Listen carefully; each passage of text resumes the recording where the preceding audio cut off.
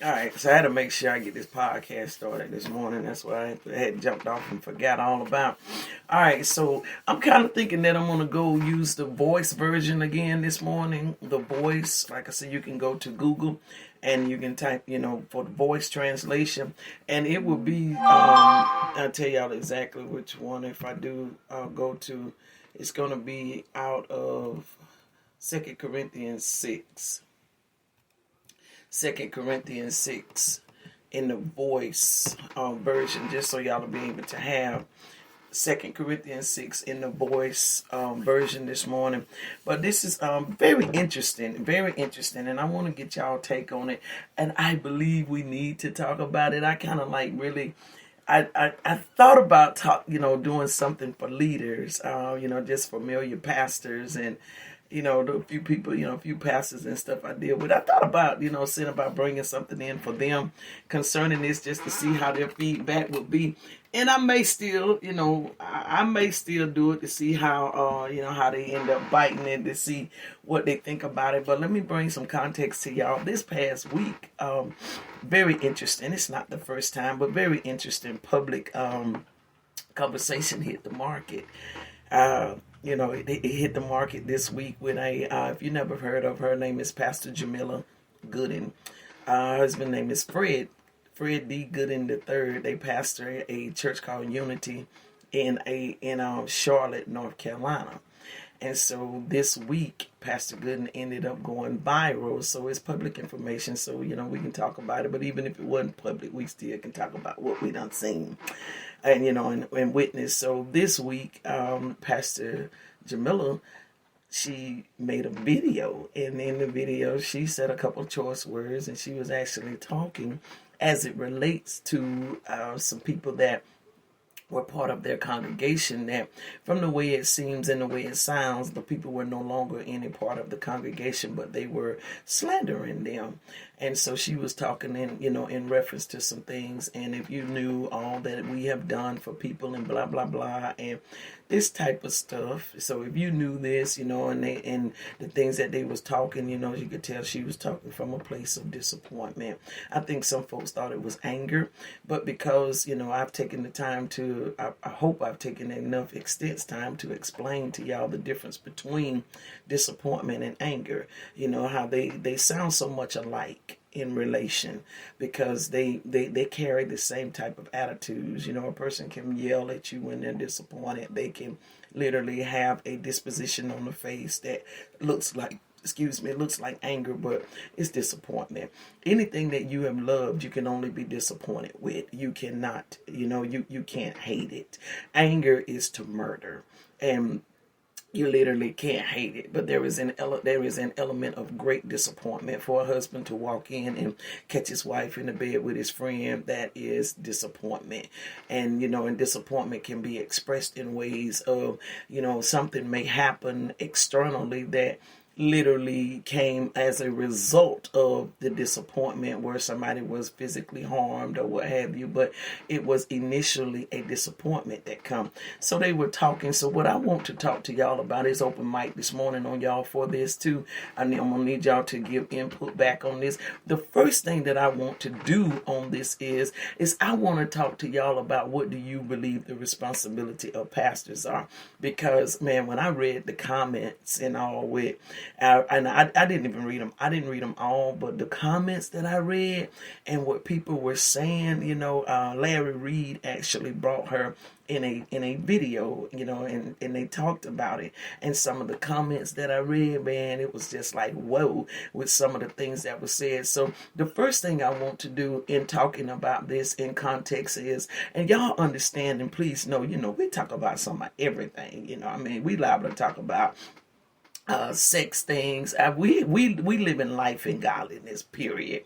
So there's nothing, really off limits to what we would talk about. Drug addictions, anything, that may come up. You might be able to hear folk repenting for having affairs and all kinds of stuff. It's just because that is the environment that we produce. We bring about a healing, and we talk about real life things that are going on, real life issues and perspectives and all that are literally going on. So what I want to start out with is, I want to talk to y'all about what do you think is the responsibility of a pastor, of a leader? Just, I mean, I want you to speak from your truth. Don't be ashamed of what you feel it is. I want you to speak from your truth with what you think a responsibility of a leader, and the responsibility of a leader, and then we're going to talk about the nature or the reactions or the responses of a leader. So I want y'all to tell me, give me some responsibilities that that you think that leaders or pastors or so should have. Leaders slash pastors, pastors slash leaders. Give me some responsibilities. To lead you into a place of betterment through knowledge of God, using the Word of God, as well as it's just a director of direction in your life. Your voice, the voice of reasoning. You are covering. There's in a Okay. person that can build you, help a person that can help build you from a place that you might have been broken in, to make you face yourself first and then be able to build from that particular place. And a person that's going to be truthful, whether you like it or not. Okay. All right. So if y'all, really and truly, when just catch the nature of where she, of things like what she was saying, and you can pull a word out of that. You can pull a word out of that. I'm gonna show y'all what I'm talking about. You listen to the things that Toya just spoke, but these are the words that I pulled out of that. Director. The responsibility, that she puts on the leader is to director, to give direction, to cover, to release truth, and to make better. That was the betterment. Okay, so now someone else. Tell me, what is your responsibility? What do you think, the responsibility of a pastor or leader is? Good morning, everybody. Good morning. I believe this. I believe the same thing as Toya said. Direction, um, guide you in the right path to be a better person, to uplift, to let you know that God is real, and He loves you and you're not alone, and to help you to be a better person. Why in God's name? Okay. Hold on one second, y'all, because... Okay. Alright. Let's get this right here. Alright. So Anna said director, a guide, and basically a comforter. Alright. I forgot to say one more thing. Also, they not only talk, but they also walk the same walk that they present before you. So basically that is an example. Alright. Okay. Someone else. We're talking about, what do you think are the responsibilities of a pastor slash leader? Yes, ma'am. They see dangers. They pull you out of places of adversity through the teaching and the Word of God. They bring a level of fellowship, and they are the closest. They should be able to be the closest thing in your ear, the main voice that is that attracts you to the place of where you should be. Okay. Also, the hidden personality dysfunctions, basically developing the inner being of an individual. Okay. All right. So Sharika said they're deliverer. They're community. That's fellowship. They're a friend, and they're a developer. Okay. All right. Someone else. Let's get into it. Give me what you think the responsibilities of a leader or a pastor is. That's what we're talking about. The responsibilities. I want y'all to talk to me about what you, in your head, what do you think, or in your knowledge or your knowing, what is the responsibilities of a leader or pastor, leader slash pastor, pastor slash leader. Someone else, go ahead. A trustworthy person that leads you, that teaches you the word of the Bible, that leads by example. Someone that you can follow, you trust, you accept correction if they see that you're doing something that you're not supposed to. And a counselor, friend, teacher, when you need them. Someone that you respect.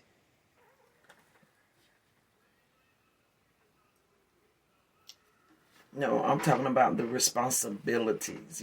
That's what you mean for the pastor to be someone that you can respect. I want y'all to give me the responsibilities, not things that you would do unto the pastor, but things that you think the pastor should do unto you. Who do you think the pastor should be unto you? A leader, a teacher, a counselor, Mm-hmm. a friend, someone who can correct me, that teaches me.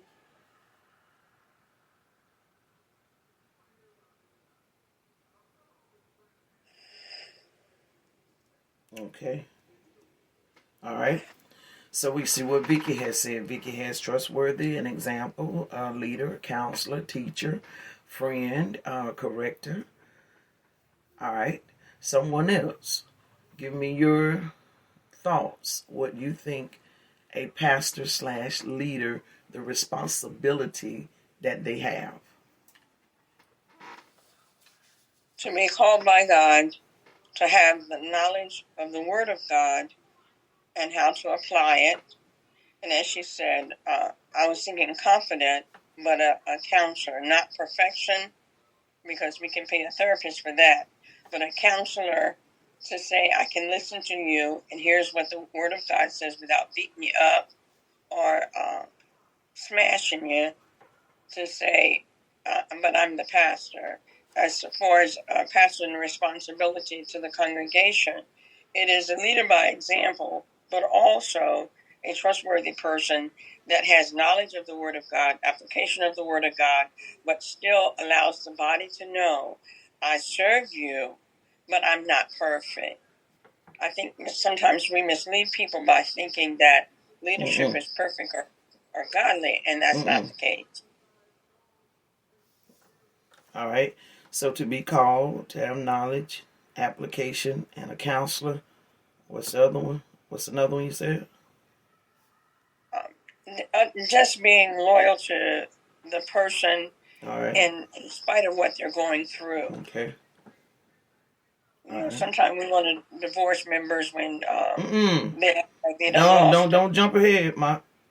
I'm sorry. I was late getting on, and I just don't jump ahead. But okay, I apologize. Yeah, I'm giving everybody an opportunity to express what they, in their context of what they think a pastor should do, what they think a pastor should bring to the table. Because where this derived from was from a viral video that came out earlier this week, where a pastor was addressing some things regarding some members. They call them members. I have partners, they call them members, but some members that had done some things, and her husband was sitting behind her, and she was addressing some things in a live video.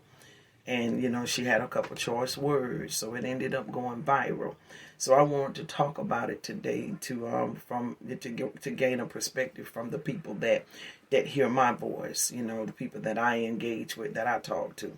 So, all right, anybody else that wants to share, what do you think the responsibility of a pastor is? Now, you may think that this ain't something heavy, but I'm going to show y'all it is. This is some heavy stuff. It is warranted to be talked about. It is. It is warranted to be discussed, because you can have false obligations on people. And then people can have obligations that should be on them that they are not fulfilling. Let's talk about it. Let's talk about it. All right, anybody else? What do you think the responsibility of a pastor/leader is? Also, they aid. They bring a vision and plans, but also aid the people with developing vision and plan.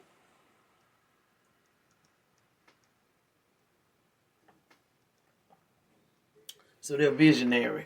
Okay, got it. Anybody else got anything else you want to add? Anybody else got anything else you want to add?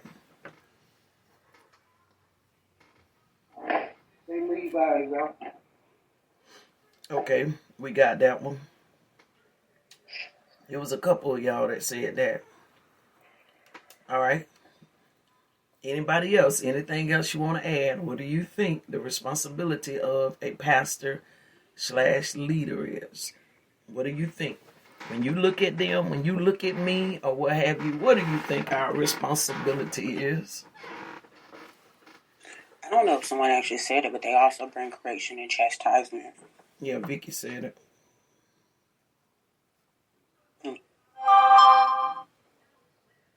All right.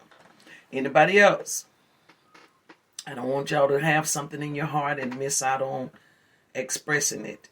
They're relatable. True. They're relatable and human.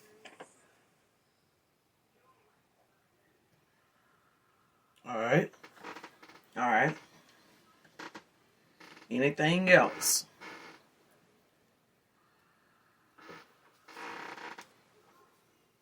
All right. All right, let's go to the next place. I wanted everybody to share. I know everybody has something, but I ain't finna hold up the progress of where we going. To be begging and sweating folk about saying something when I ask you. All right, so let's move on. All right, so y'all talked about the responsibility.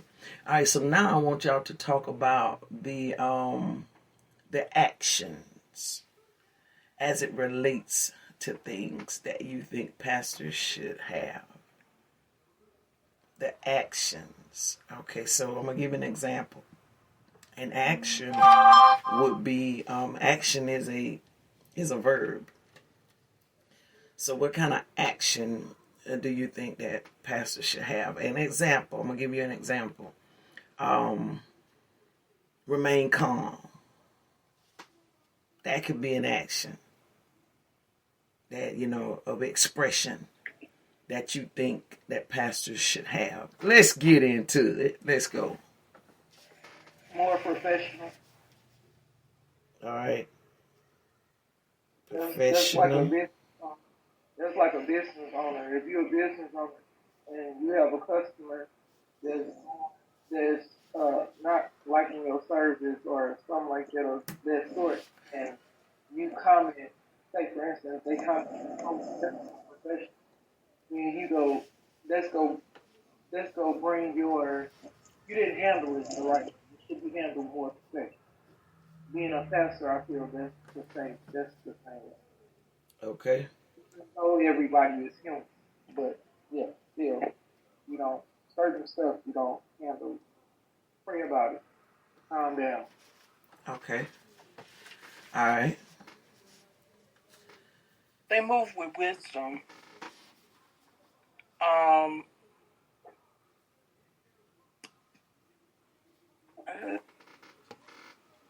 Okay.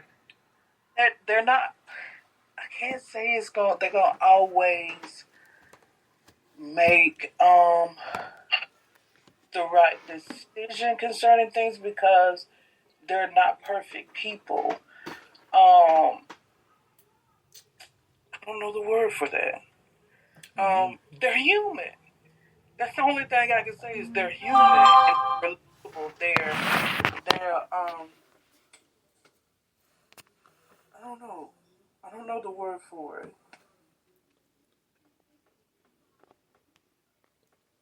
Okay. Anybody got a word for what she's saying?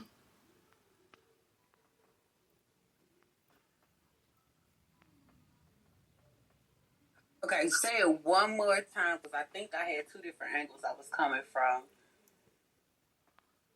They're perfect. They're human.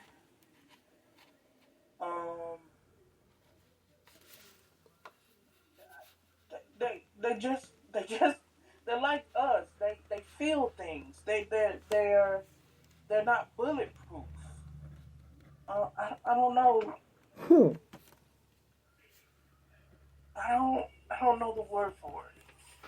They're not invincible. They're mortal just like us. They feel and go through things just as well as a normal person. Well, a person that's not of their standard or their their levels. I don't know the word for it. Let me Google.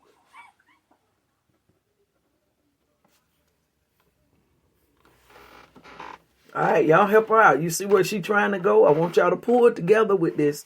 You see the thought that she's having? You got a sister trying to bring out a thought. Y'all come in, pull it together, pull it together, pull it together. I think she's trying to say they're not immortal. They're just like us. They Go through things just like everybody else do. they exemplify the characteristics of God, but they are not God. Okay. So let me ask a question. Would everybody agree with that? What was just said? Because it sounded like the same thing Toya was trying to say. So would everybody agree with that? That they exemplify God, but they're not perfect. That's right. Okay. So why is it when they are imperfect, they're scandalized for it? Because certain put them in a position, a certain pedestal, and feel like they're supposed to be immortal. When I looked it up, it says they're being. They're being. So a lot of times, when even like you put them to a particular place or feel like you're supposed to be the one doing it, but they can't, and feel like they don't have any skin or they're not human, like they're not, everything just bounced off of them. We are very hypocritical people. We confess that we love God, but when it's coming at us, we want the pastor to be perfect, and yet we fail to live by the same standard. But why is it that the pastor is required to be perfect? Why? It is not. We are misleading when people don't know God and the pardon of their sins. We want them to see us where we are now, arrived in God and saved and delivered. They don't know that we haven't always been saved and delivered or almost perfect as far as they're looking in at us. We're flawed too. The pastor's flawed and we're flawed. What we're hoping to do is set ourselves so that we can get to the place where God desires that He can use us, not just available, but wholeheartedly.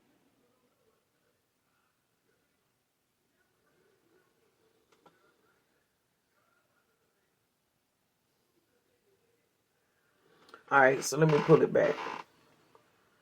Actions and expressions that you think a pastor should have. Anna said professionalism. Toya said wisdom.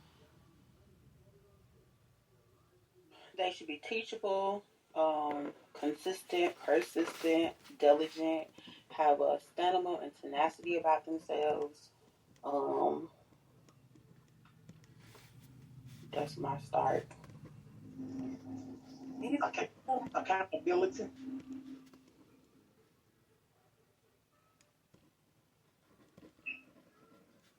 Even with them in that aspect, you know, they deal with life too. So when things happen in their life, it's like a lot of times people look at it just like they're only here for the sheep, but at the same time, they have to live too. So when they deal with things in life, a lot of times Mm-hmm. the way we have to maneuver through it, they have to maneuver through it, and we try to dictate how their response should be because of something that we've been through. And it comes to them in a whole different angle. So we look at it like they shouldn't respond. Like if they respond a certain kind of way, not saying Anna was wrong, but it's like they show professionalism still, but they're still human.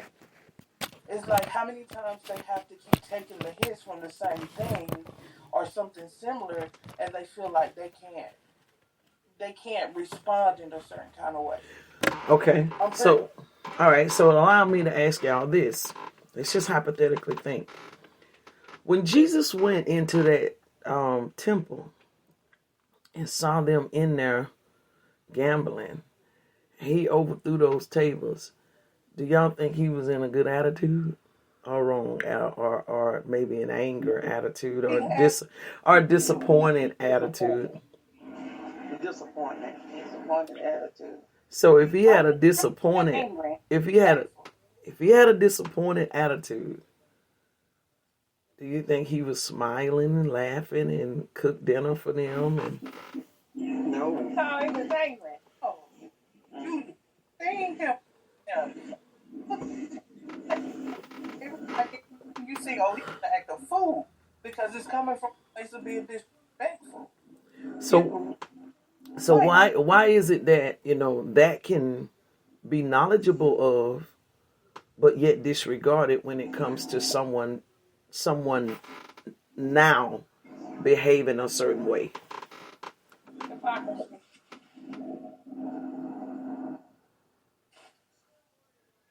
Because people just got flesh on their body and they don't realize that when you got a roadmap to go by, which is the Bible, and good morning everybody, which is the Bible, and you're not being obedient to the Bible, what makes you think that you'll be obedient to a pastor, a true leader?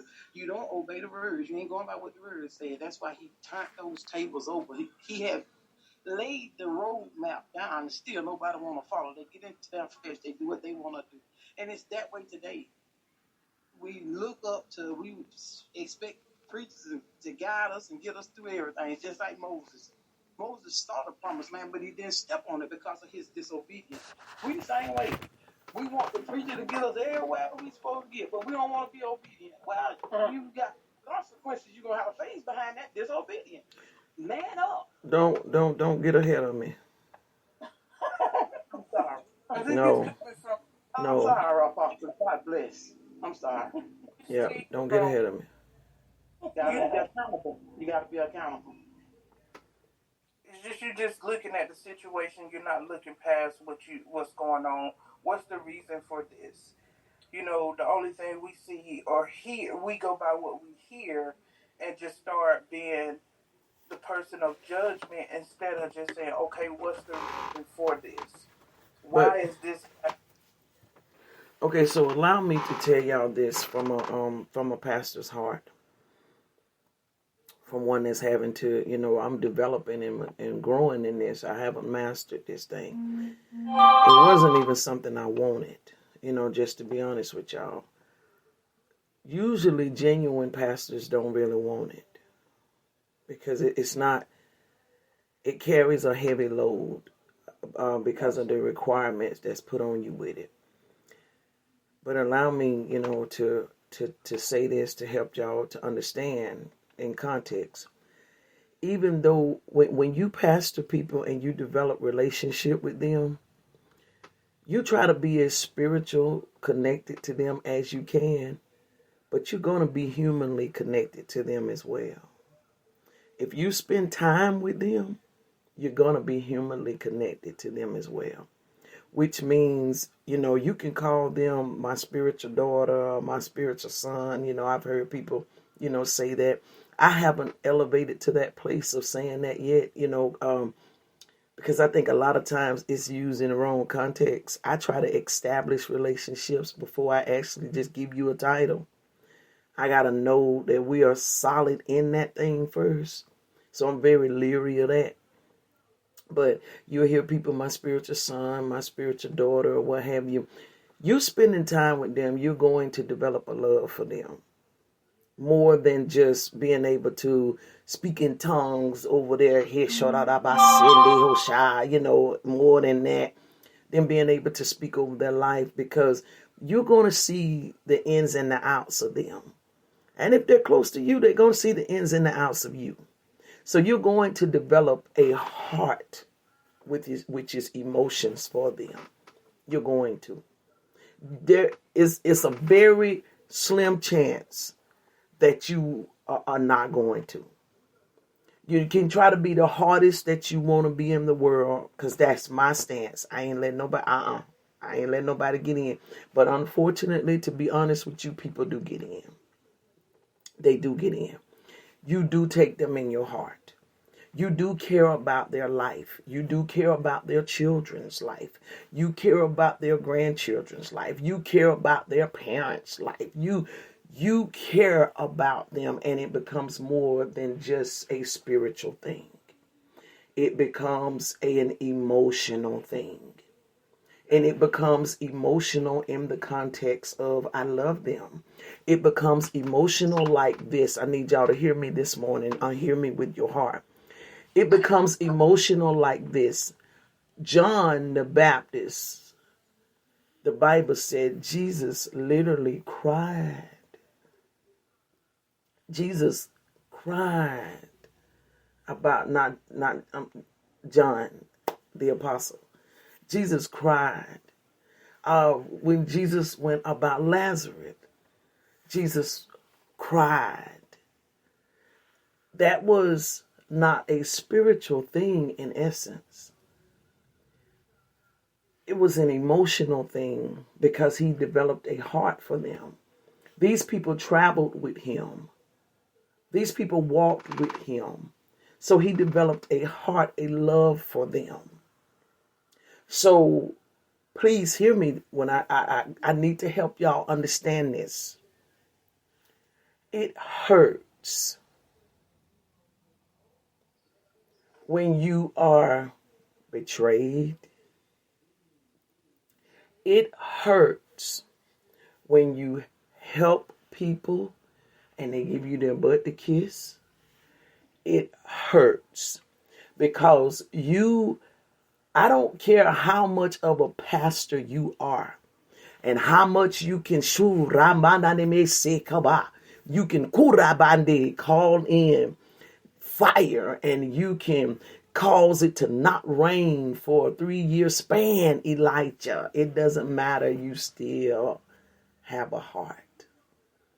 You still have a part of you that connects to people. And that part, when you've spent time with them, you bond with them, you build relationship with them. So if one of them passes away, you're going to cry. If something happens with their marriage, you're going to cry.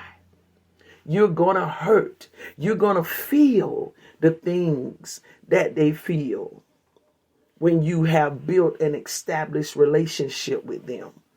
And that part is the part that carries the wounds. You can't wound the spirit. The spirit is perfect. The spirit is complete. You can't wound the spirit, but you can wound the man. You can wound the woman. Yes, you can. You can hurt us. Yes, you can. You can. And so when you see pastors come out with an expression, a negative expression, it could be an isolated expression because of some hurt that they've had to encounter from somewhere that disappointed them. The chances are, I can say this 100% on the behalf of pastors, genuine pastors that have been called of God. It's not coming from a place of anger. It's coming from a place of disappointment. Disappointment in the context of, I let you in. I supped with you. I cried with you. I gave everything that I could to you. And this is what you do. You go join counsel with the Sanhedrins that are against me, and you literally speak against me. You literally expose the secret things that you found about me. That hurts. That's disappointment. David said, it was my own familiar friend, he said, that lifted his heel against me. He said, my familiar friend. This was someone that I chilled with, man. This was someone, I don't care how much you think about a pastor. I don't care how great you think we are. We're still human. We still human in the aspect of our heart feels like your heart. It hurts to be hurt, y'all. It hurts to be hurt. It hurts to be let down by people you lifted up. And some would say, well, that's their responsibility. Hey, listen, let me tell you something about this Jesus whom you love and whom I adore.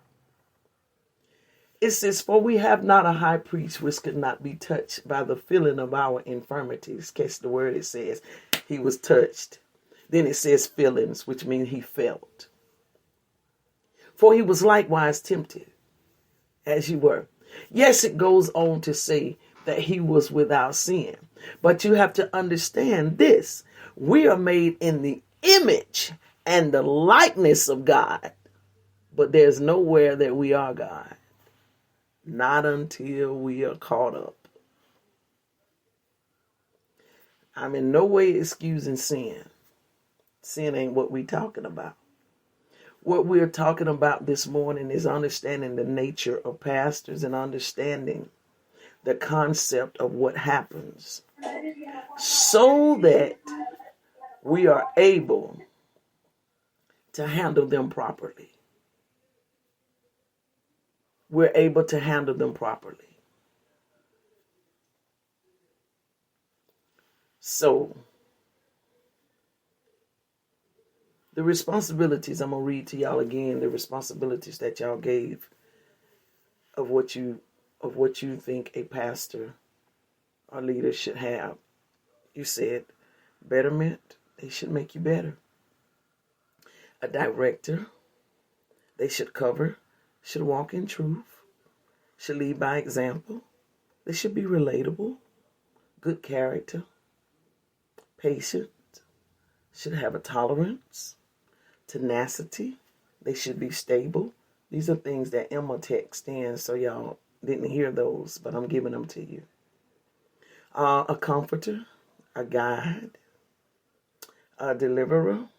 They should be community, friend, a visionary, trustworthy, a counselor, a corrector. Mott said they should be called, knowledgeable, give application, loyal. Every bit of that is true. Every bit of what y'all said is true. Every bit of it. And I want you to understand that every bit of that took development. That person was just not that person. All these adjectives that y'all gave in description, that person was just not that person, y'all. That didn't just happen for them. You have to be developed into that. You have to be developed into that. Oh, yes. Peter, let's talk about Peter to give you an example. Peter would be the first one to preach. He would be the one to preach the first message of Pentecost after the ascension of Jesus. Peter was literally called by God. Jesus said, follow me. Peter followed. Peter literally had to be developed into being the awesome apostle that he became. He was a cusser, is who he was. And literally, while he was with Jesus, I need y'all to hear what I'm saying to you this morning. While he was with Jesus, the joker cut a man ear off. Don't tell me I can't do nothing wrong while I'm with Jesus. You crazy if you tell me that. I'm going to fight against you if you tell me that. Because Peter was with Jesus. The soldier came to get Jesus. Jesus had already told him that the soldier was coming. He said, hey, the time has come now for the Son of Man to be betrayed into the hands of the enemy. Okay, I'm telling y'all what's fixing to happen. They're going to come get me. They're going to kill me and everything. Peter heard Jesus when Jesus said this, knew that Jesus was one that speaks truth because he'd heard Jesus speak truth before and literally saw Jesus perform miracles before. So he knew when this man speak, this man know what he's talking about. But even still yet, when the soldier came to get Jesus, Peter cut the ear off. Jesus had to put the ear back on. So I need to show y'all in context for you to see, even though you with Jesus, until you're developed, some of me might show up. Some of me might show up on occasion, especially when I feel threatened. Oh, did y'all hear what I said? Especially when I feel threatened. Delphine, LaShawn, Lee, you going in here this morning? I'm going in here this morning. Y'all already know I'm coming. Especially when we feel threatened. Do pastors feel threatened? Show you right. Show you right. Some people's attitudes can be so, man, they come with a threat. Without even saying a word, you can feel the threat. You don't have to hear out of someone's mouth what they possess. You know, okay, so let me give y'all an example. Person goes into a store with an intent to rob the store. Someone inside the store noticed, wait, something ain't right about this person. Person ain't open their mouth at all, but they catch the vibe that's being given. So they are able to make action based off of the vibe that's given. So we can catch a vibe that's being given. We can catch whether you paying attention to us or not. We can catch whether you are being disorderly or disrespectful or not without a word even being spoken. It's a threat. It's a threat. And so Peter, when they felt threatened, even though he'd been with Jesus, I need y'all to hear me. Please catch that. Even though he'd been with Jesus, I'm not making any excuses for any pastors to do anything wrong, including Delphine. But I need to help y'all to understand, because see, someday at some point in time, some of you may sit in the seat of pastors. Some of you may sit in the seat of a leader, someone that the Lord has called to do some things, and you need to be careful in how you handle people with what you do. You've got to be very precise and careful about it, because there is a element of feelings that get attached to things and to people. You cannot have relationship with people and not become emotionally involved with them. Peter was expressing an emotional involvement with Jesus. And when the man came to take Jesus, even though Jesus said they were coming, Peter said, oh, cut that ear off. Right there. This same Peter would go on to further be developed and would preach the message of Pentecost. You can see that in Acts chapter 2. This same Peter would be the one that Jesus would talk to and say, who do man say that I am? Well, wait a minute. Thou art the Christ. Hold up.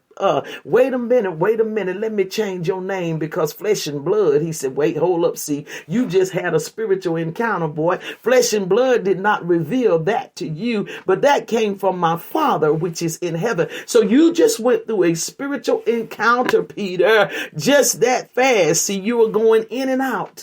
You're going in and out. It depends on the situation that you are dealing with. You are going in and out. While you are being developed, you go in and out of things. While you are being matured, you go in and out. There are sometimes you will get it right. Sometimes you will get it left. You're going in and out. But Peter, you hit on that right there. And because of that, I'm going to build my church upon that truth, that principle that you put forth, and the gates of hell shall not prevail against it. Okay, that's Peter. Peter goes on. They go on and they take Jesus. Well, you read in the scripture where it says Peter went back to what he was formerly doing after they took Jesus and crucified him. Peter could not even continue on in the faith that was delivered unto him. Peter backslides and goes back to what he was familiar with cussing and everything. This same Peter that we read the gospel about, this same Peter that we have this great respect for,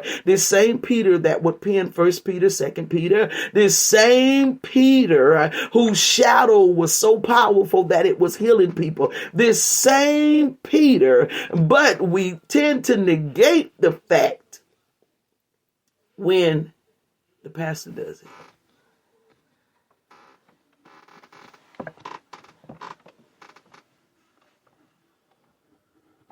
For some reason, we can read about it from a man in the Bible.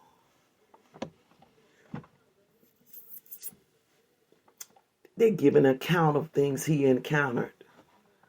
But when the pastor that I sit with, the pastor that I dwell with, commits an error, we beat him down. Why? Why? Again, public disclaimer. I'm in no way saying anything about excusing sin. That is not what we're talking about. I am literally, by the help of the Holy Ghost and the wisdom that I believe we need as people, allowing y'all to see that pastors hurt too. That pastors can be wounded too. I've been wounded. Sure have.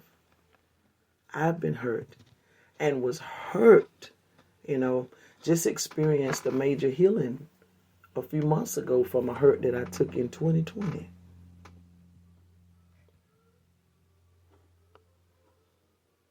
And it wasn't a little hurt.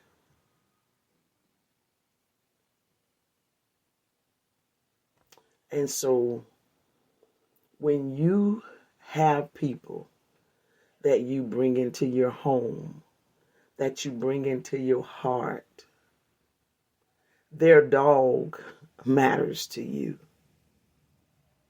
The Colemans has a dog, Bear. Oh yeah, we worry about Bear too. Bear get sick, Bear get proud. Everything matters to you. You let them in your heart. And regardless of how spiritual you may be, they get in your heart. And if you hear that someone that's done got in your heart is bad mouthing you, sitting around people that are bad mouthing you and don't say nothing, and you think that don't matter. You think that they should just, pass that on by. They shouldn't, that shouldn't bother them. Well, would it bother you? That hit the heart. Yeah, you still pastor. Yeah, you still have the principles of God to live by. But that hit your heart. That wounded your heart. And that heart has to heal. Pastors are not invincible. As much as, and I'm being honest with y'all, if there was a guard that God would give us as pastors, I promise you on my grandchildren that I love, I would opt to have that guard. I would opt to have it. Give me that guard. Give me that guard. That guard that I can only just pastor these people but not care about them. Give me that guard. Give me that. I want it. I promise on God, y'all, I will be among the first people in the line. Give me that guard. Because I would love to only pastor them and not care about them. But there is no way that you can do that in being a genuine pastor. Now, you can do it as a hireling. Because there are two types of shepherds. One is a hired shepherd and one is a called shepherd. A hireling is one that they bring in just to preach the gospel to them. And that when he's finished, he's finished. Don't you call me at home? None of that. I'm not coming to your mama being in the hospital. I'm not coming till your husband don't walk away from you. Don't call me for none of that. That's hireling.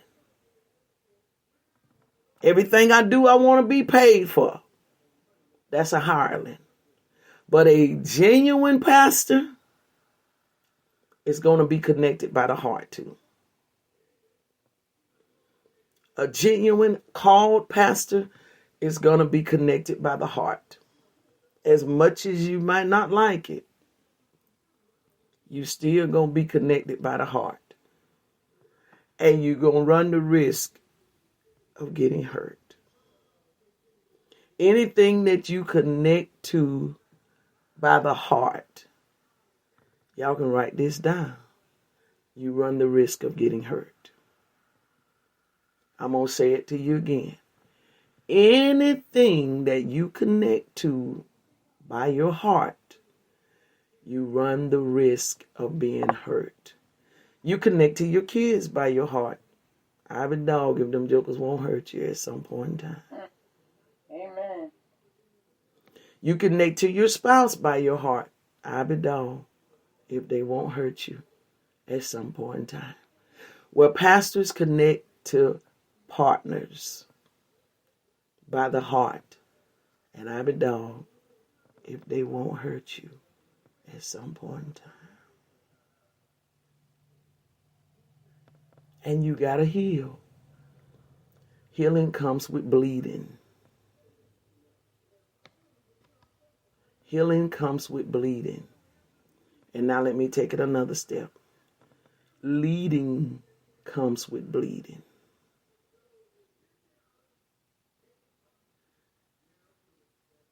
Man, God on me so strong that joke was sitting on my chest. Because I'm being honest with y'all. Leading comes with bleeding. It's inevitable to lead and not at some point bleed. Man, I have hurt, but I've had to keep going. I've watched people walk away that I knew shouldn't have walked away. I've watched people fall in sin that I knew they didn't need to be in that sin. I've heard of people speaking against me that I knew I've been nothing but good to. Leading comes with bleeding. So while y'all give all of the things that you think we should do, and I don't negate now one of them, we should cover. We should make you better. We should teach the word of God to you. But I need you to understand, how easy are you making that for me?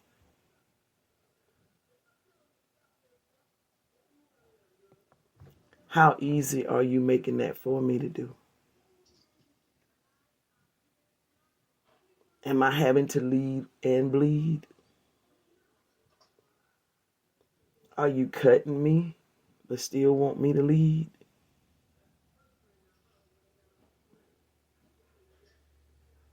How easy are you making that for me? Let me open for some questions and comments. Y'all go ahead and talk. Y'all, anybody got anything? Anybody want to say anything?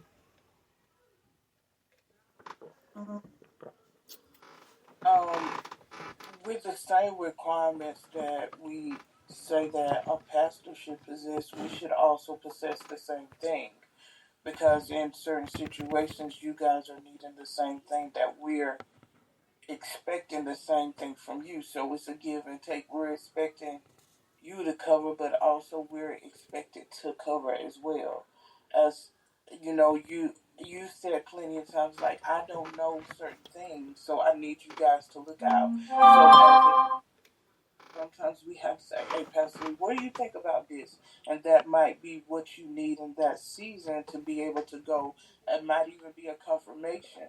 So the same requirements that we're saying that our pastor should have, we should have the same thing because it's a partnership. Mm-hmm. Yes. All right. Amen. I see you, Anna. Okay.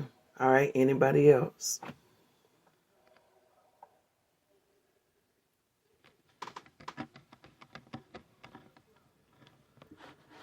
This conversation came about because of, like I said, a viral video that came out on Pastor Jamelia Gooding, her and her husband Fred Gooding. One of the things I saw in the comments was a guy literally took a scripture, woe be unto the shepherd that, fleeced the flocks or whatever the case may be. And Pastor Gooding's husband responded to that comment and said, but did you feel like we were fleecing the flock when we gave you that $500 to help your business? And the guy was like, oh, you want it back? I can give it back to you. I'm calling your phone right now. See, he got mad. But he should have never posted that comment that he posted. He shouldn't have ever said anything, because those people had helped him regardless of where things went with them. Those people had helped him. And that was the whole catalyst of the conversation that they were having. They were talking about how the people that they had supped with had hurt them. It had nothing to do with their spiritual context. It had everything to do with them saying, you've hurt the woman. You've hurt the man. The husband was saying, you wounded the man. And the wife was saying, you wounded the woman. Because that is the part that I let you in, and that is the part that hurt. So y'all gotta understand, there is no wall, or there is no barrier that God gives us that we can keep you out of our heart.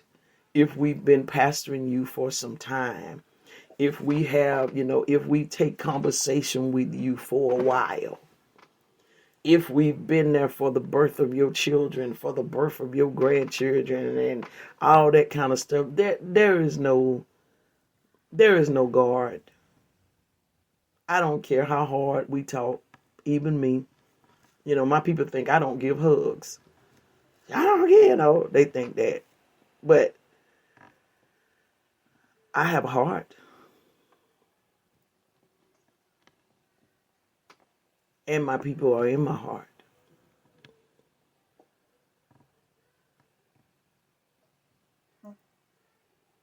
So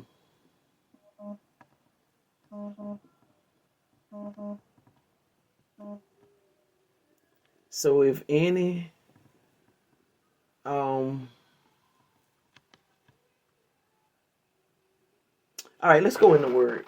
2 Corinthians 6. I asked y'all to go in the voice. Go in Google. Go to your Google and type in 2 Corinthians 6 voice Bible. And you'll get the voice version. I'm going to read it from the voice version.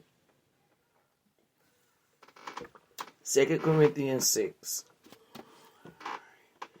All right, and let's go to verse 11. 2 Corinthians 6 and verse 11. All right, so we see here this is the second letter that Paul wrote to the church at Corinth. And this is what he says to them in verse 11. He says, Corinthians, we have been completely open to you.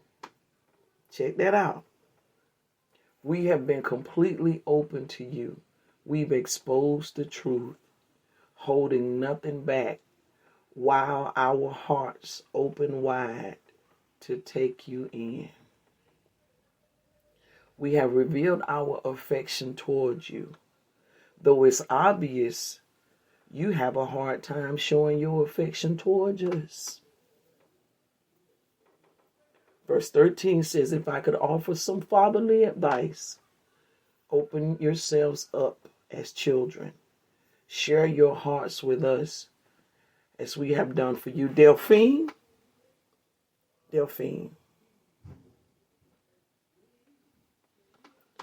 I just need to know that anybody hear that other than me. That's that. I just need to know. Yes, ma'am. It's like it's a pleading. Yeah. Yes, ma'am. It's a clarion call. Do unto me as I have done unto you. He starts out with saying, we have been completely open to you. I told you, you have no guard over your heart. I don't care how hard a pastor try to pretend they are. And I've been top among, to say I'm going to protect myself. It's only to a certain degree that I can. If I spend time with you, I'm going to develop something for you. I'm going to care about you. It doesn't matter if you live where I am or not. You don't have to live where I am for me to care. All it takes is for you to get in my heart. He said, we've been completely open to you.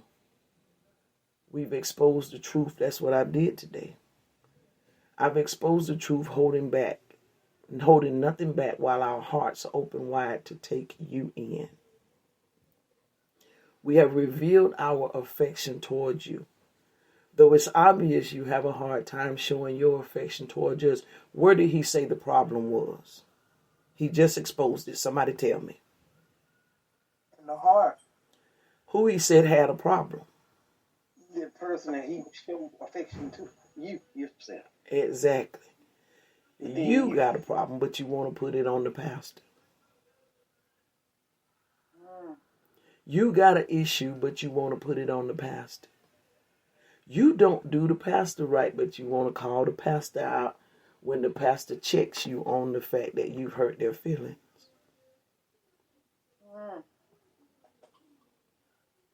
You disrespected them. You dishonored them.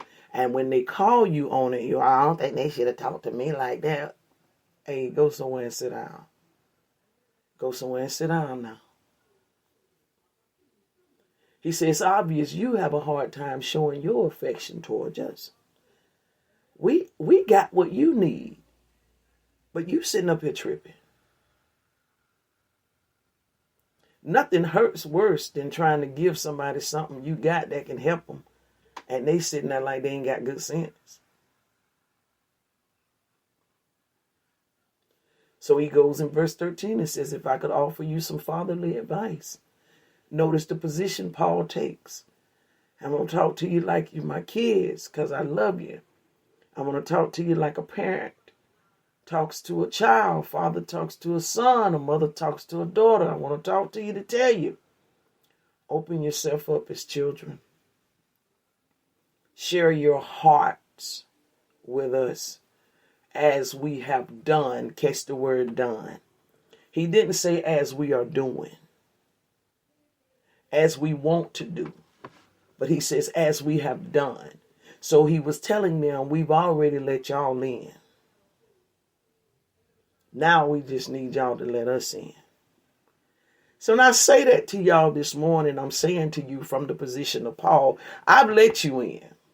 If you ever had any concern of whether I care, whether Pastor Lee loves you, whether Apostle Lee loves you, I'm telling you this morning, I do. I'm telling you this morning, I've let you in. But what I can't do is I can't speak for you letting me in. And if you don't reciprocate what is being given to you, it's inevitable that you're going to hurt me. There is no way you can stop it. What causes two people to not afflict pain is when they both carry the same thought, when they carry the same nature towards each other. Do unto me as I do unto you. I wouldn't talk against you, you wouldn't talk against me. I wouldn't hurt you, you wouldn't hurt me. I give to you, you give to me. That's when you avoid pain. When you don't have that, it's inevitable. You are going to hurt me, regardless of what you say. You can lie and say you ain't. Yes, you are.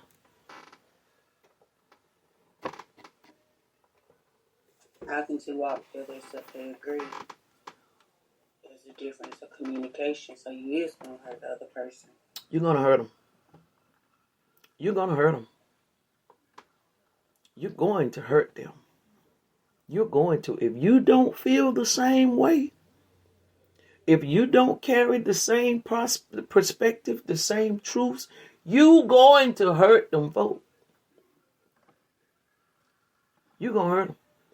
And it will be the very ones that be, oh, I won't ever hurt you. Oh, I won't ever leave you.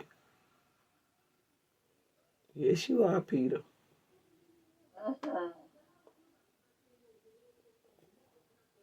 Yes, you are. Yes, you are. If you don't match the energy, you're going to afflict pain. Yes, you are. If you don't give, if a person is calling you all the time and you don't call them, you never call them, that's not matched energy. They're going to get hurt because, see, they're giving themselves to you and you haven't given yourself to them. So they're going to get hurt. It's inevitable. There's no way you can stop it. Somebody explain to me any different if I'm missing it.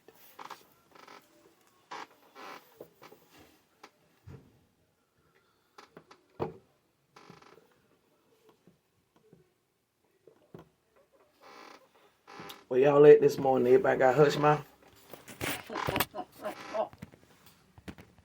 There is no difference. Like Jodeci said, come and talk to me.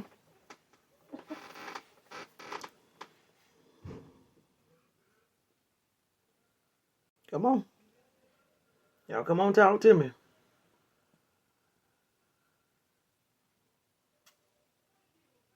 It's no difference.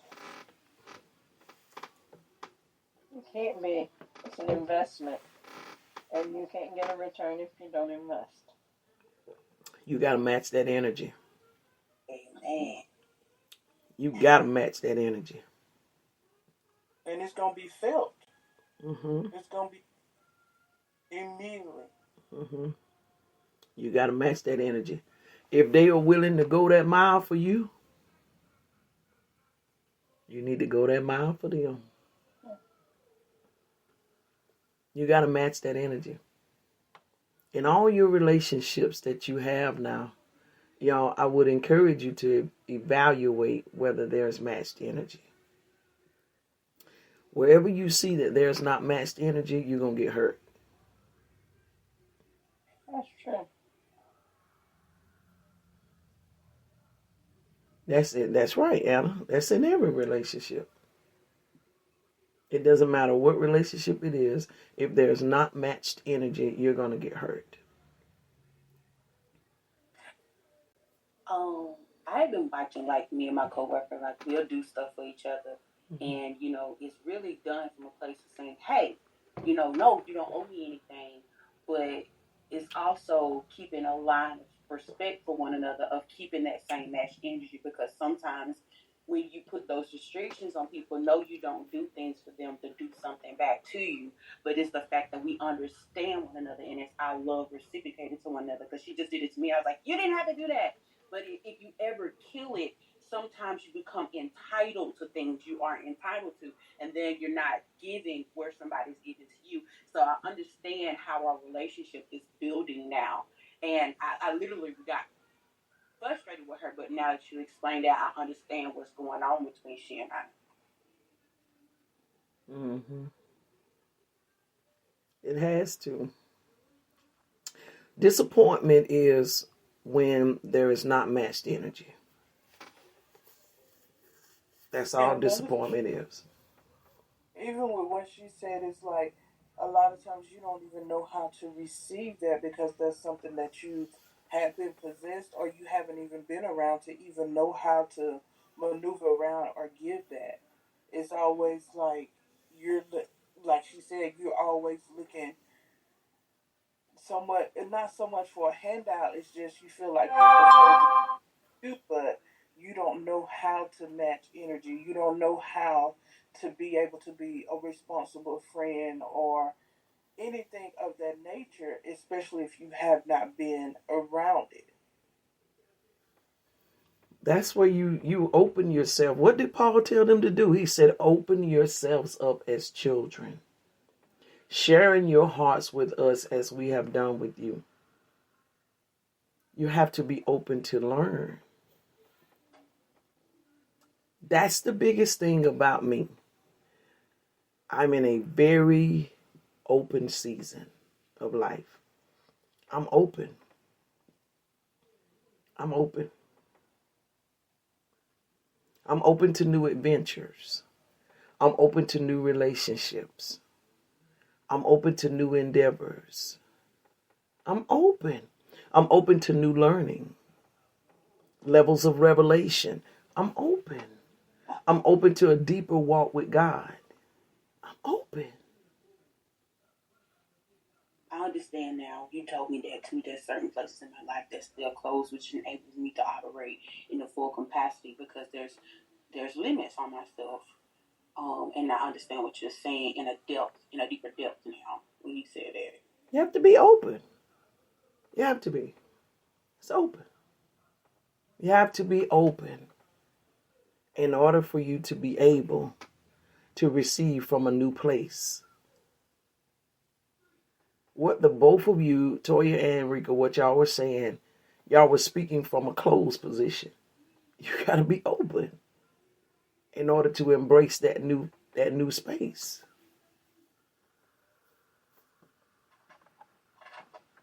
It's more to life than just being open to a new job. So we'll limit certain things. We want to be open to a new job because that's how we going to eat. But how about being open to a new friendship because that's how you going to heal? True.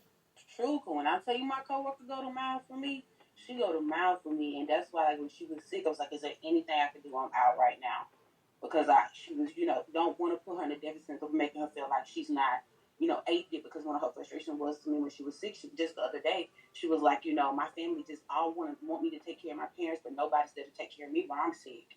So I know she's just being that person and opening myself up to her, and I mean checking myself with a lot of different areas as it pertains to my relationship with people, but especially learning more with her because I'm there with her, we're with each other a lot more.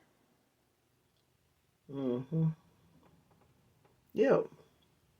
So how about being open? You have to be open. That is the thing that y'all saw that Paul was saying to them. He's saying, we done already opened ourselves to you. You the one sitting here closed. So you got to understand from a pastor's perspective, I'm already open. I had no other choice but to be open. In order for me to effectively do what God wants me to do, I got to be open. Either I'm going to do it from a hireling position, and I don't want to do that because if I do it from a hireling position, I can't care about you. So if I'm going to do it from a position of being called, then I have to open myself up to you. So I have to care about your well-being. I have to, even if you don't hear from me every day, it doesn't mean that I don't care about your well-being. There is a distance that can be with people that is a safe distance, and then there is a not safe distance. By way of the Spirit when you are connected to people, whether their distance is because they're in a healthy place or their distance is because they're in an unhealthy place. If you don't see any growth out of that individual, they're in an unhealthy place. Their silence, their pullback, their drawback is not safe. It's not safe.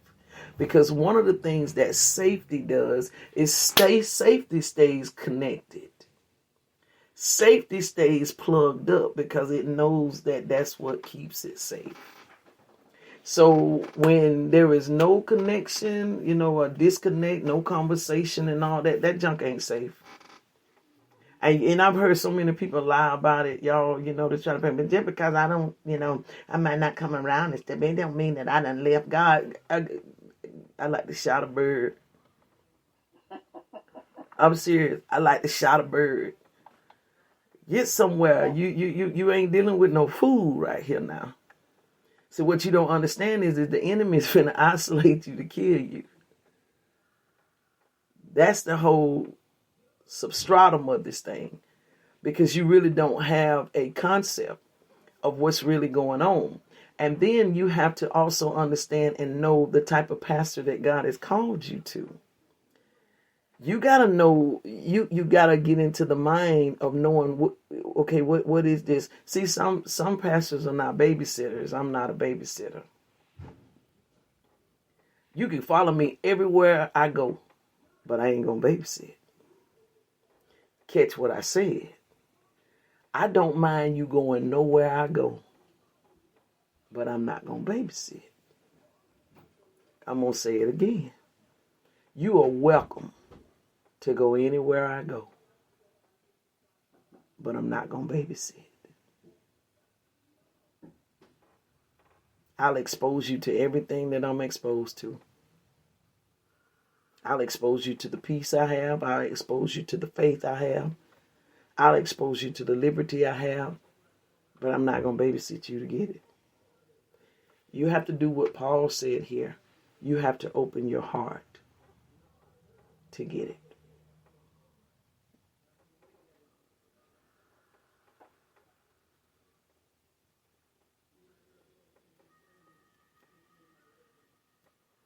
I don't babysit. I lead, but I don't babysit. I guide, I direct, but I don't babysit. I comfort, but I don't babysit. I cover, but I don't babysit. I give truth, but I don't babysit. I deliver, but I don't babysit. I'm an advocate for the community, but I don't babysit. I'm a developer, but I don't babysit. I'm a visionary, but I don't babysit. I'm trustworthy, but I don't babysit. I'm called, but I don't babysit. I'm knowledgeable, but I don't babysit. I have wisdom, but I don't babysit. I'm a counselor, but I don't babysit. I'm loyal, but I don't babysit.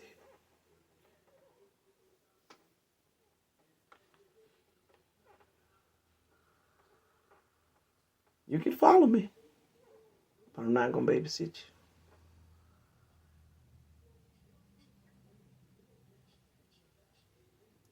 And let me show you something. If you stay on my heel, I won't have to babysit you. Because I'm going in safe pastures. And if you're following me, where are you going? Somebody answer that. Pastures as well. Show you right. You going in safe pastures as well. See, your butt get in them bad pastures because you don't follow.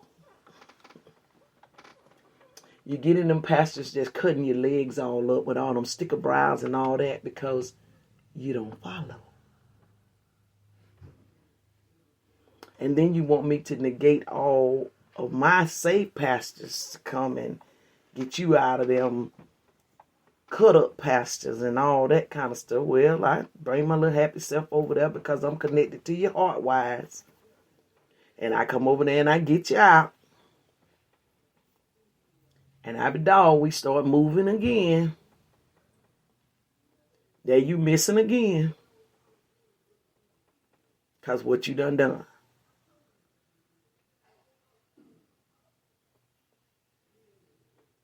Went back to the sticker brows.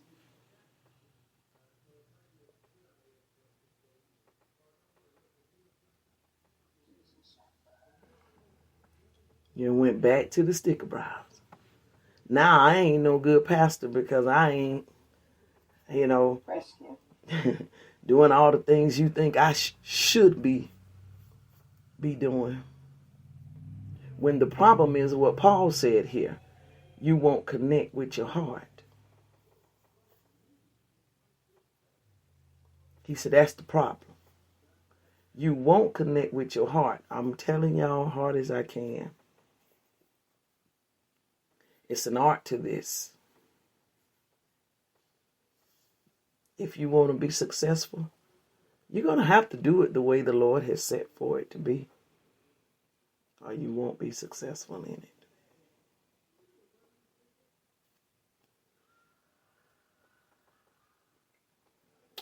Any questions? Any comments? I think I've hoped Jamila Gooden today. I bet she would be glad to hear this.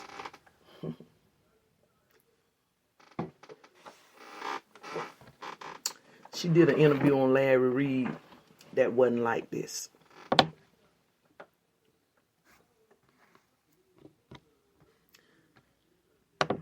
think it was more of trying to justify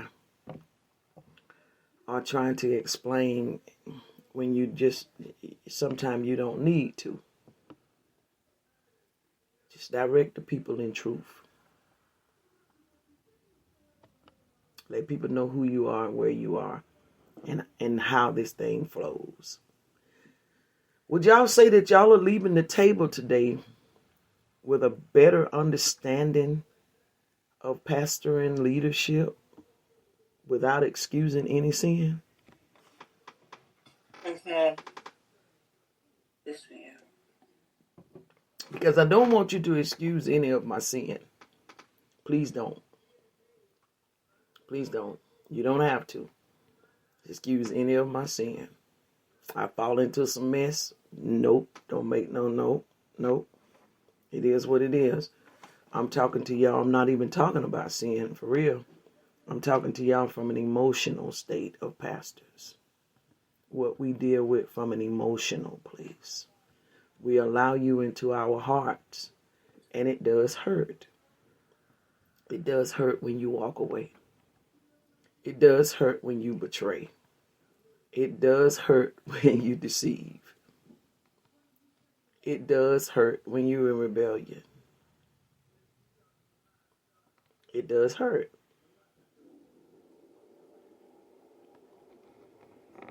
So if I lash out, if it happens, just know it came out of hurt. I'll bounce back. I'll bounce back. But it was just an expression of the hurt.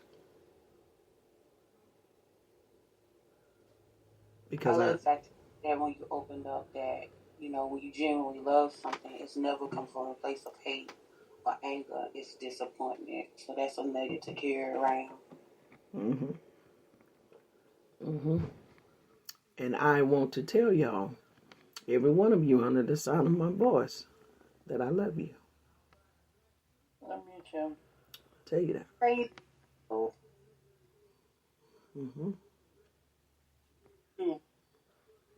Yep. You have safe pasture within my heart. You do. Now, you take some of y'all, well, let me see. One of y'all, I ain't gonna call her name. Roll Tide. One of y'all, baby, if I could put a wall, I would, but I can't. I can't. I just heard you say that you have safe pastures, but you kept talking about, people need a safe place, but you just pretty much explained how you have a safe place. What is safe environments? When two are open to one another to walk into agreement, no matter what comes or goes. Yep.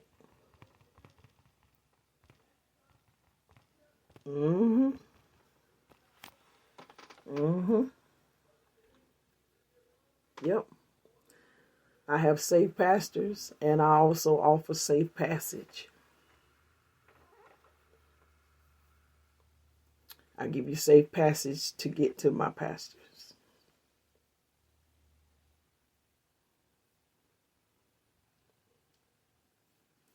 Any questions or comments this morning? I see how this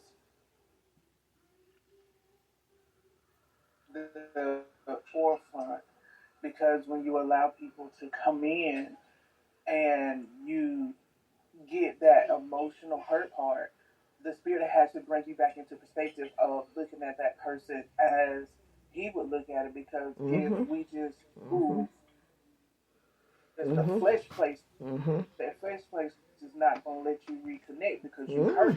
Mm-hmm. But the spirit brings you back and say, "Hey, look, you better. This is what you're supposed to do. I see. We see." Mm-hmm. But at the same time, let me bring you back to be. Mm-hmm. If not, it's going to keep you out there and keep the separation there. It's like it's bigger than just me and you. Okay, this is what we're going through, and we look at different things. This is happening, but at the same time, this is a spiritual thing. Let me take you back to this place. I'm Mm-hmm. going a little while to get yourself together because it is something you have to process through. But Mm-hmm. okay, now let me bring you back to the spiritual part to be able to see both sides so you can conquer it so it won't happen in that aspect again.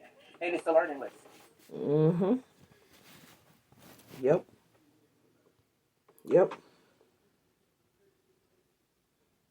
It's gonna happen. If you don't have matched energy, there's no way you can avoid it. If pastors would pay attention to people that don't give them matched energy, it is a clear indicator on who's gonna hurt you. The energy could be the same, but when the energy starts shifting, they finna hurt you. You walking good, y'all doing good. They're growing, y'all hanging. Everything is real good. When you start noticing that energy is shifting, you finna get hurt. I will always see that from now on. I see it, but I can't tell you that I can. There's not a wall that God gives to guard from it. So you just have to know when that energy is not matched, they finna hurt you. Y'all good friends, man. Y'all chilling. Y'all doing everything together. It's your homegirl. Y'all all types. All of a sudden, she starts shifting. She finna hurt you. She finna hurt you. You can bet that. That energy ain't matched no more, see? So now there's a potential for pain. Pain is about to show up on the scene. You can bet it. Pain finna show up. Because, see, the enemy has space. He got that space now that he can work in. When you have matched energy, he has no space. He can't get in. When there's not matched energy, look how much space that joker got. He can get in and cause some kind of discrepancy, some disturbance. He can cause a problem. Somebody finna get hurt. And I can go ahead and tell you who gonna get hurt. That one up here on the top gonna get hurt. Because the one on the bottom is not giving as much anymore. They're not matching the energy. They're not giving as much. So you're going to feel like, I gave this and they didn't give that much. So the one on top is going to be the one that's going to end up hurt. And any relationship that you see go apart, you can always see which one gave the most. That's the one that's hurt the most too. Check out divorces. The one that gave the most, that's the one that hurt the most. I gave the most in my marriage. I will the most hurt too.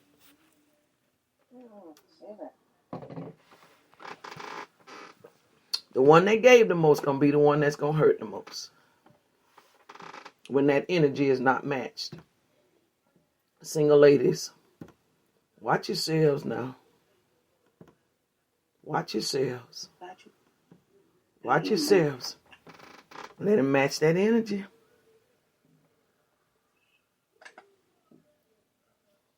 Match that energy.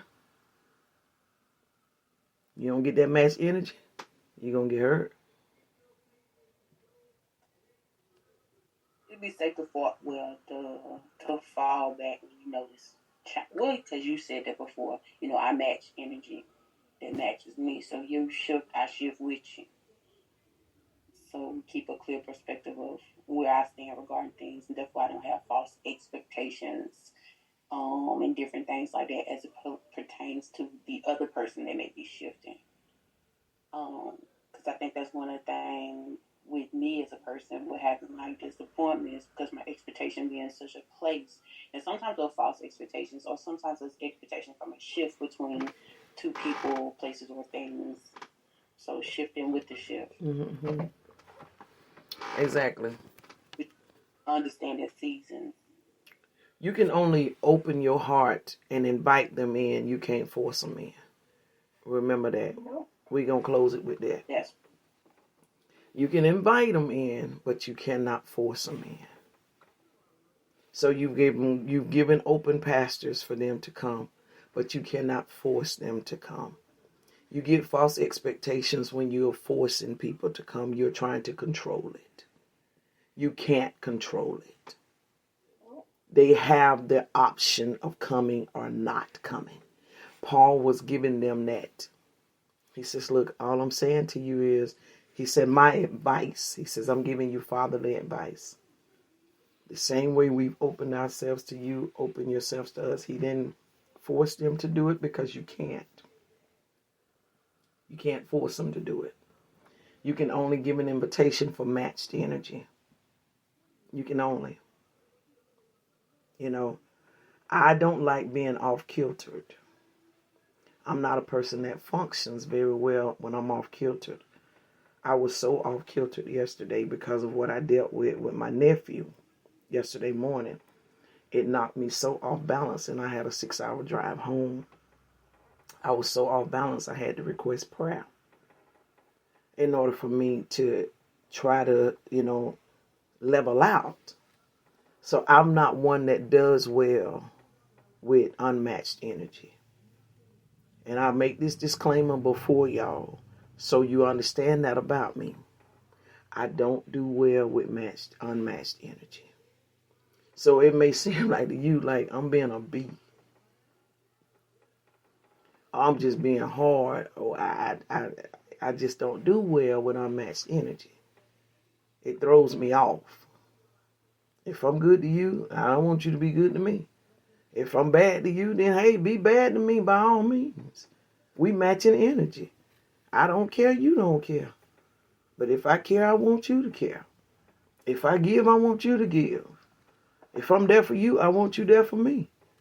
Period. That's matched energy. It can eliminate a lot of hurt if you do that. So if you know you can't give a person what they want, go ahead and get out of there. Don't stay in that. Don't do that. Don't do that.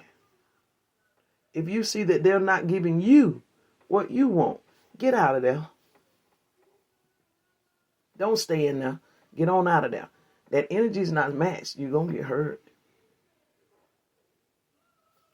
You're going to get hurt. Like they said, they're going to know. They're going to know. You're going to get hurt. So I fed y'all today. We've gone over. I usually try to keep it an hour. I apologize for it going, I do and I don't apologize for, I apologize for the sake of time, but I don't for the wisdom that is gone forth.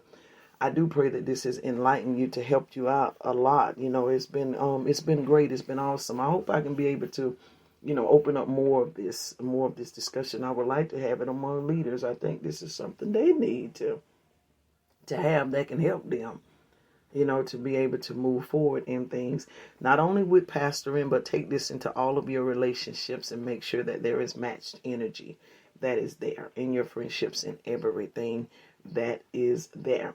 All right, so remember today is Saturday. Tomorrow the LG Center will be in effect. I will be in the building tomorrow.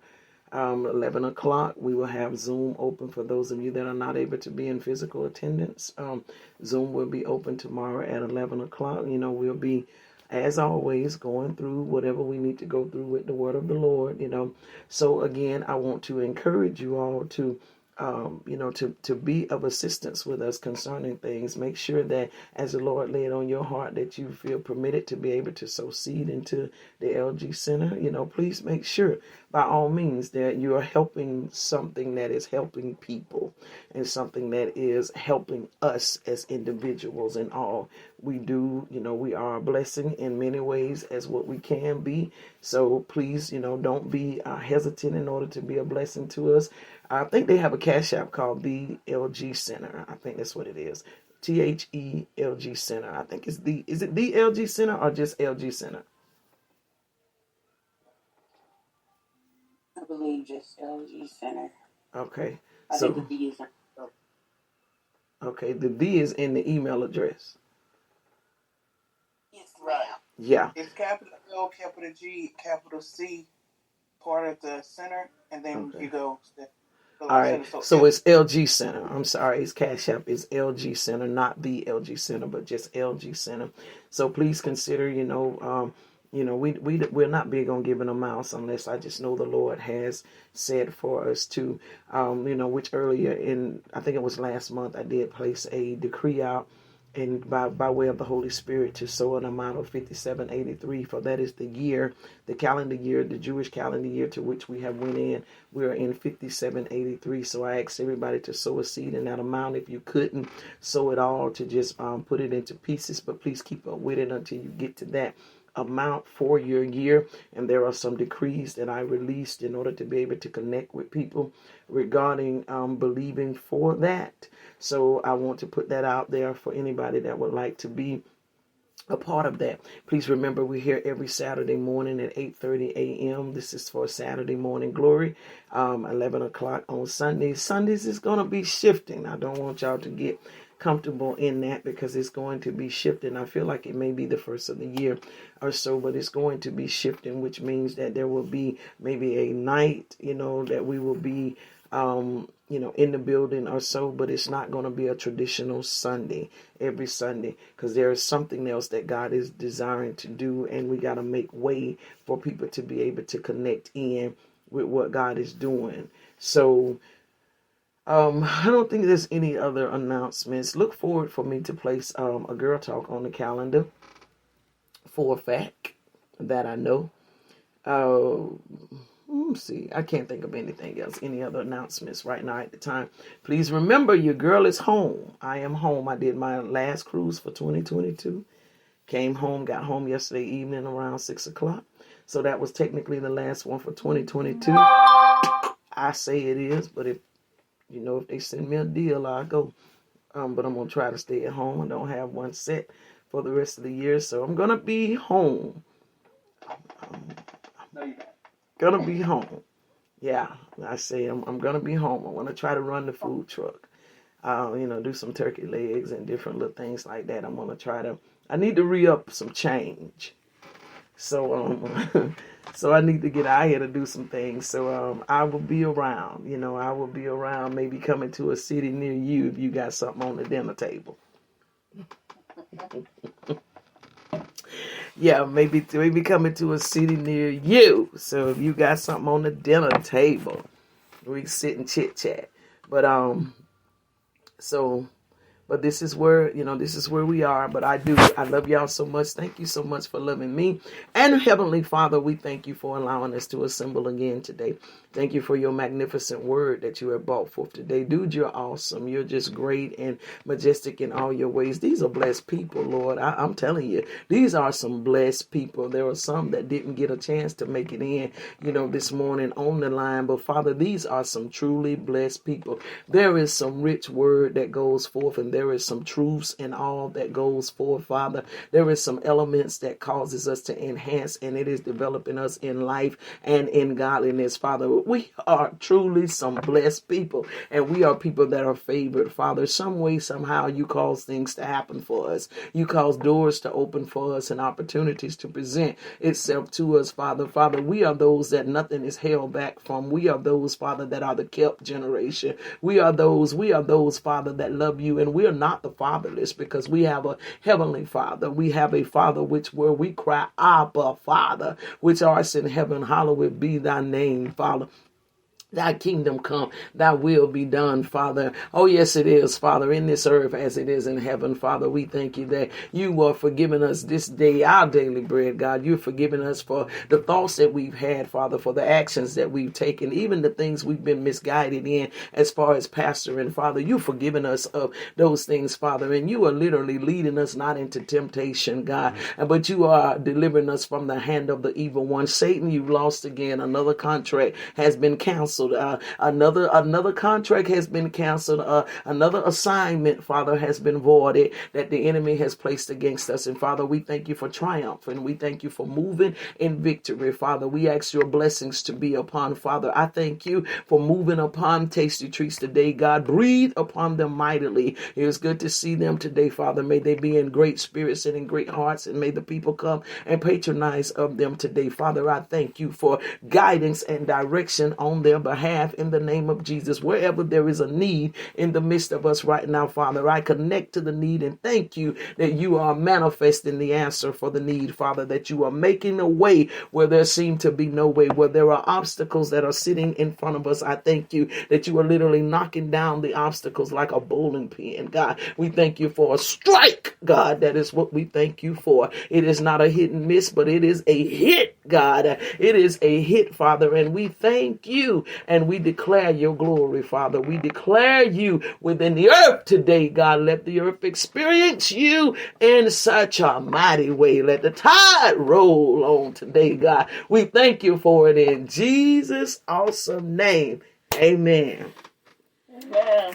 Amen. Amen. All right, you good people. I love you all. Thank you so much for being a great blessing unto us. Until we meet again, have a wonderful, favorable day.